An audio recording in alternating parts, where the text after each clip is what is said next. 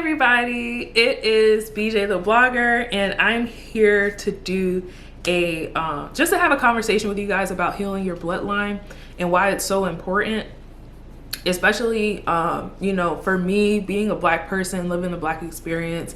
I know that there's a lot of things that we do culturally that is not healthy.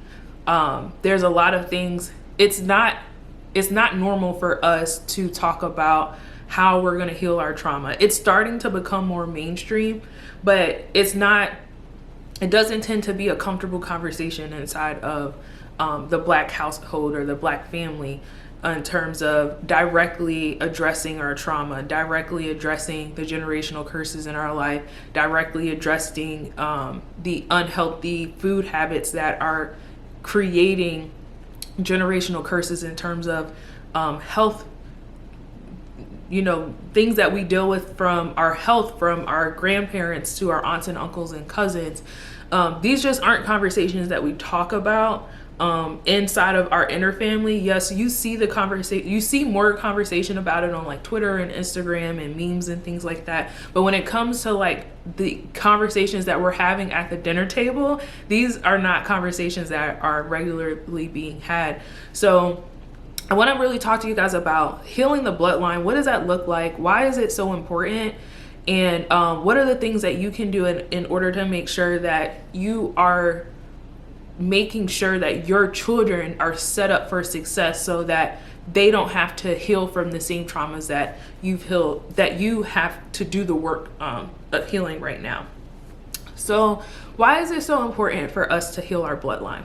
Listen, of course, you want to make it so that your children are not dealing with the same exact thing that you've dealt with. But when you die and you return to Earth maybe 100 years from now, do you want to continue the same exact cycles inside of your family that have been continued for the last 3, 4, 5 generations? I hope you would say no. I hope you would say no, I don't want there to be abuse in my family anymore. I don't want there to be poverty in my family anymore. I don't want there to be trauma in my family anymore. If you're saying that you don't want these things inside of your family anymore, somebody has to do the work. It is what it is. Somebody has to take the time to do the work, to heal the traumas and stop the generational curses.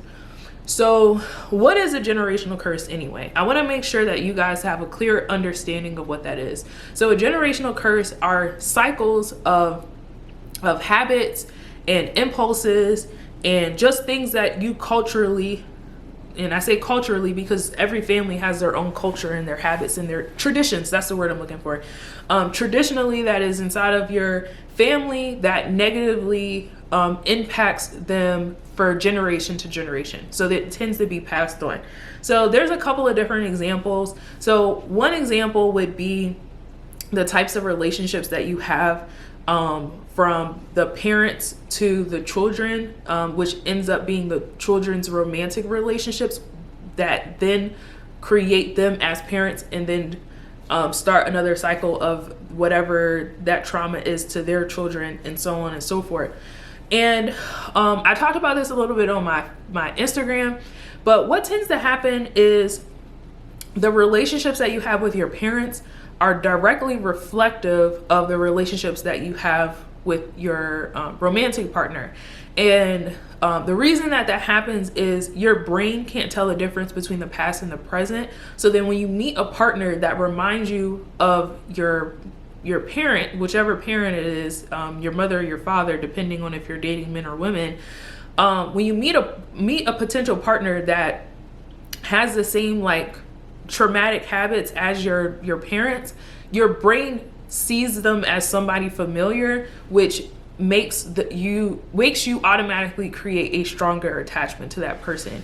Your brain is starting to be like, okay, this is a problem that we've dealt with before. This is familiar. Let's get inside of this relationship and then let's try to see if we can fix it. But the problem is, if you're not self-aware enough to see that your brain is doing this, then you're not going to be self-aware enough for you to heal whatever is going on inside of that situation, whatever needs to be healed inside of that.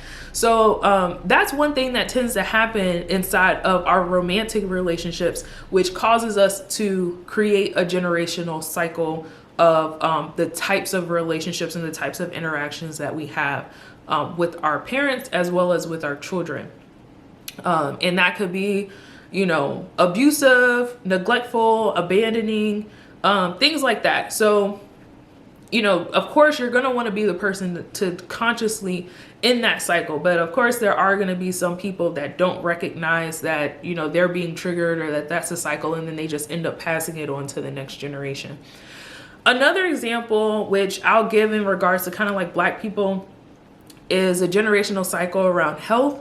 Black people have a very strong culture in regards to the way that we eat. So, what tends to happen is we have a lot of family members that die of heart attacks, strokes, have diabetes, high blood pressure, things like that. So that's a generational curse that does tend to plague a lot of Black people, because culturally we have a very particular way that we like to eat that of course is rooted inside of the traditions from that were passed down to us from slavery. But there are some Black people that are able to recognize that and either strike a balance with the way that they eat, balancing the unhealthy foods with healthy foods, or completely transforming the way that they eat in general, just so that they can try to mitigate that generational curse themselves. So that's another example, but ultimately generational curses are things that are passed down from one generation to the next. So it's just really, like I said before, it's really, really important that you do the work to try to stop the generational curses so that your ancestors are not continuing this cycle over and over again.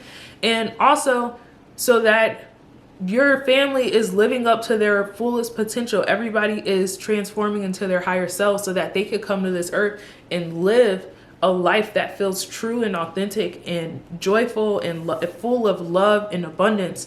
You can't have that when you have curses, when you're dealing with curses, because when you have curses, that means that there's wounds that need to be healed. So what are some of the things that you can do in order to make sure that you are not passing down generational curses to your children? I have a couple of notes here that I want to go over. So the first thing is you need to heal the curses that were passed on to you. So if you recognize that there is a curse of health, there's a curse of poverty, there's a curse of abuse, there's a curse of family members not talking to each other, arguing all the time, whatever. If you recognize that, then you need to do the work internally that will allow for you to either set the example for your other family members, or just for you to make sure that it's something that's not happening inside of your household so that it's not going to continue inside of your bloodline.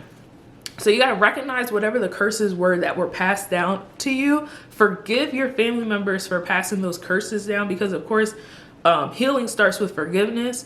And once you forgive them, do the work to understand, okay, what would my life look like if I've healed these curses? What would my life look like if I eat totally different from the ways that I was traditionally taught to eat? What would it look like if, instead of me eating culturally traditional, unhealthy food every single day of the week, how about I eat it maybe like 2 days out of the week, and I find healthy recipes and healthy ways of eating for the rest of the week? What would that look like? Or if you have abuse in your family, okay, what would it look like if I just stayed single for a while and, went to therapy and really did some unpacking on where this abuse is stemming from and how I can make sure that I don't have the same abusive tendencies myself? What would that look like? You know what I mean? So really sit down and figure out, what would my life look like if I did not have this curse, and if I was consciously trying to stop myself from passing this curse into the next generation. So the first thing is obviously healing your own curses that were passed down to you. The second thing is allowing for your children or your family members to be able to express themselves and be themselves unconditionally without your influence or your judgment. The fact of the matter is, when you are doing people are unhealed, they don't recognize the things that they're projecting onto other people, the things that they're doing to other people that could be causing them trauma and be opening up wounds for them. So you have to allow people to be who they are without trying to project your own feelings of what they should be doing or who they should be onto them, because at the end of the day, you have no idea if what you're trying to pass on to them is healthy. And also, you have to allow children to express their inner child freely.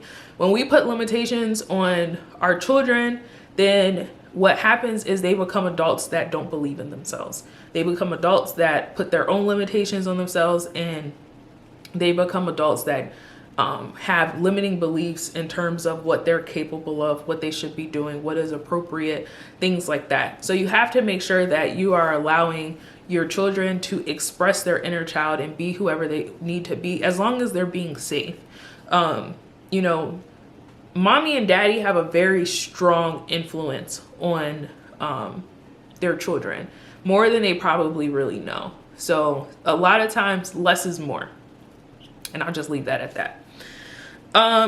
And the last piece is you have to teach your children that they can be whoever they want to be, regardless of what they see going on around them, regardless of what their friends are doing, what their friends tell them they should or shouldn't be doing, regardless of what they see on TV, regardless of what mommy, daddy, grandma, grandpa, auntie, uncle, whatever they say to them.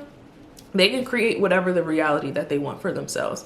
If you watch my channel or you listen to my podcast, then of course you understand that manifestation, the law of attraction, all of these things, you have full control and power over your life. And those are things that need to be taught to your children, because they're not going to learn it in school. You know what I'm saying? Like, this isn't something that they're going to be able to turn on a cartoon and really see conveyed to them clearly. A lot of times what they're going to see is influence from what they see on social media, what their parents or grandparents are saying to them, what they see going on in terms of like their friends and things like that. That is what's going to influence them to feel like, okay, this is what my life could potentially look like.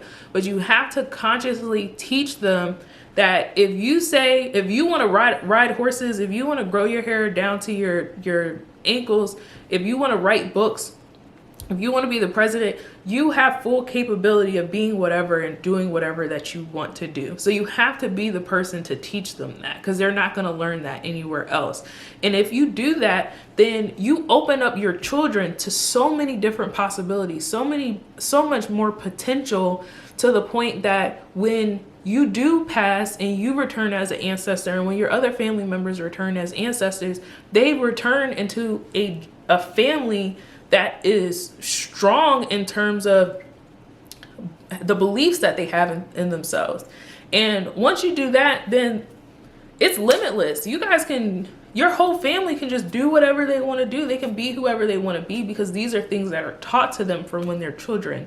You know what I mean? A lot of us are active adults that are doing lots and lots of work to unlearn everything that was taught to us when we were children. But if you can teach them this when they're kids, then they can be whoever they want to be, because this is something that they're going to learn very fast, and they're going to be practicing manifestation, and they're going to be practicing the law of attraction their entire life. They're not going to be doing all this work to unlearn stuff first.